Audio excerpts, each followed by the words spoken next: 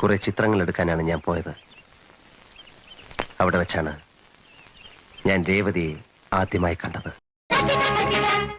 അവളുടെ ചിത്രങ്ങൾ എന്റെ ക്യാമറയിലല്ല പതിഞ്ഞത്, എന്റെ കണ്ണുകളിൽ, എന്റെ ഹൃദയത്തിൽ, എന്റെ മനസ്സിലെ ഒരു കൊച്ചു ചില്ലുകൂട്ടിൽ അവളെക്കുറിച്ചുള്ള എന്റെ സ്വപ്നങ്ങളുടെ ചിത്രങ്ങളെല്ലാം ഞാൻ സൂക്ഷിച്ചു വെച്ചു.